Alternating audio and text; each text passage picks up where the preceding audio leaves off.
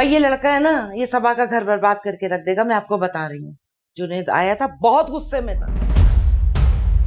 अरे वो तो ये कह रहा था कि भाई अपनी लड़की अपने घर ले जा। कितनी मुश्किलों से समझाया मैंने उसको।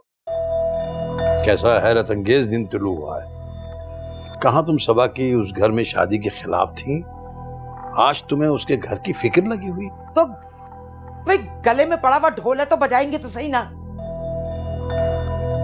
सही कहा है किसी ने कि बड़ा सा बड़ा मुअम्मा जो है ना वो मर्द तो हल कर लेगा, लेकिन औरत के दिमाग के तह तक पहुंचना किसी बंदे बशर की बात नहीं। भाई आपको मजाक सूझ रहा है। जरा इससे पूछे तो सही अपने बेटे साहब से कि ये मरियम पे उल्टे सीधे इल्जामात क्यों लगा रहा है। बहुत डांट चुका हूँ इसको, शर्मिंदा है ये, माफी मांगना चाहता है ये मरियम से। तो माफी मांगे ना जाके यहाँ बुत बन के क्यों खड़ा हुआ है? अम्मी वो मिले तो मैं उससे माफी मांगू ना। हैं? तो तुम्हें भी नहीं पता कि वो कहाँ गई है? भाई लो मेरी औलाद।